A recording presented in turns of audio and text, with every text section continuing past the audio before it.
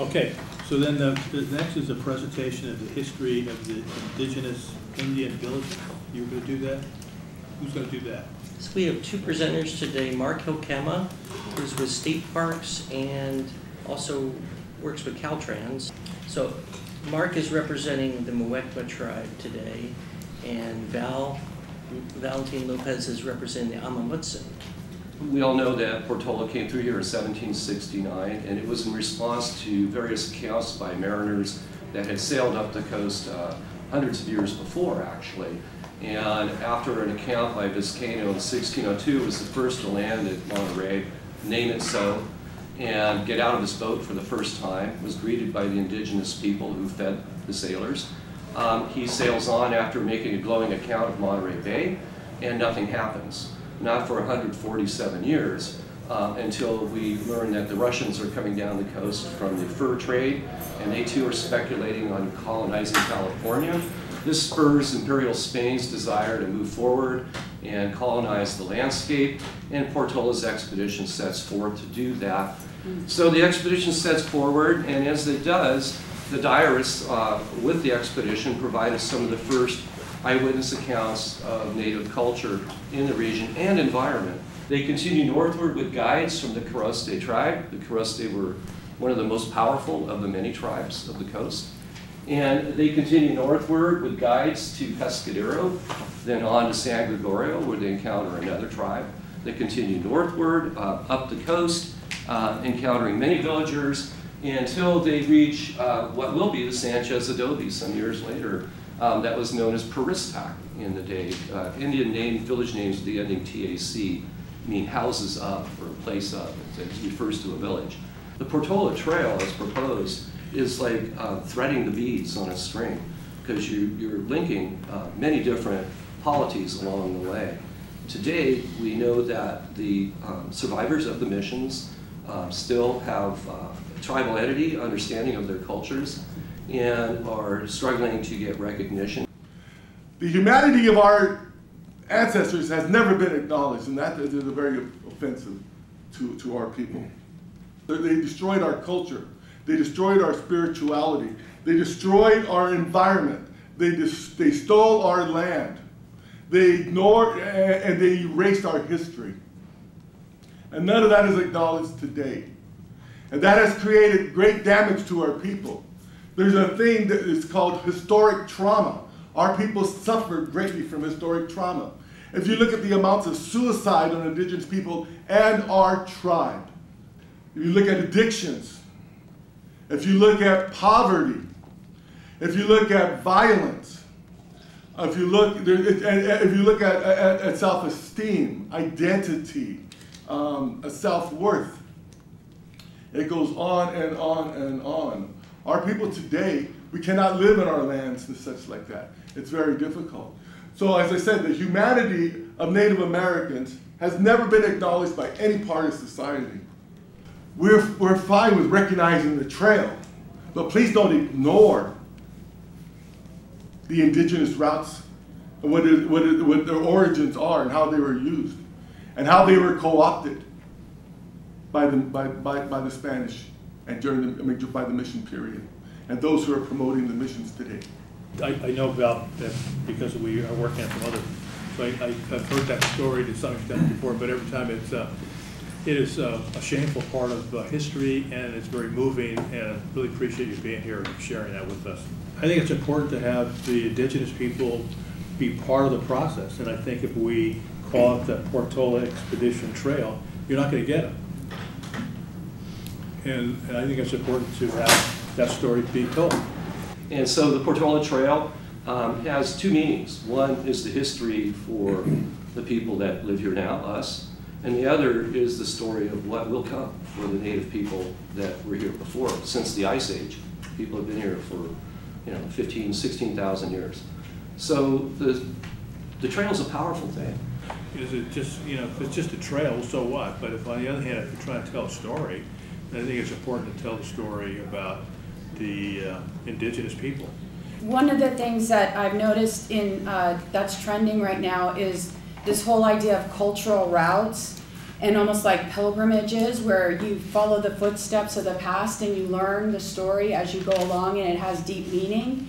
And that attracts a lot of people that are driven by purpose and meaning. We could focus on both the physical feature, but also the story of people. I like the term that Mark used, threading the beads. But think of something that has cachet, ties to culture and story without naming one. If we could do that, maybe it would be the ancient village path, San Mateo ancient village path, or path of rediscovery, or something about the cultural route.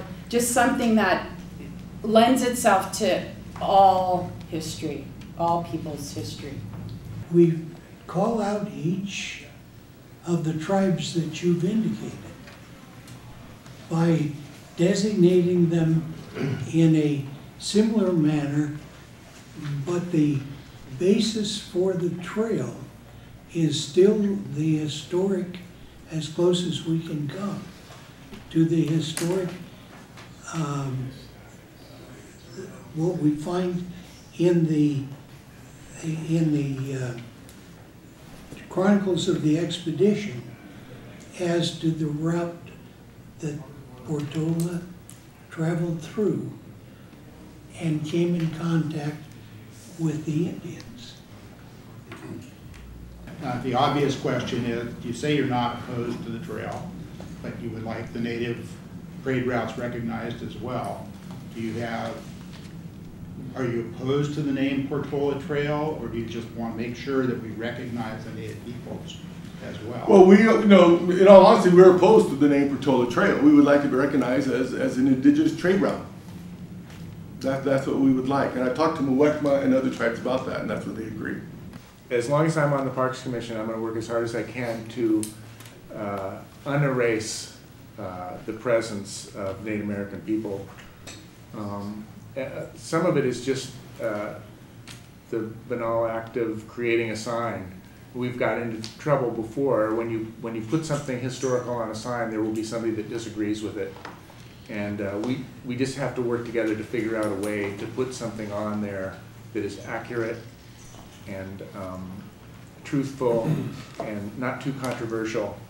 And I vowed I wasn't going to say anything at this meeting because I don't want to give anybody, any other agencies in the room or anybody, the impression that I'm not 100% for designating a trail through San Mateo County and getting money somehow through state sources or federal sources to designate a trail, which is important.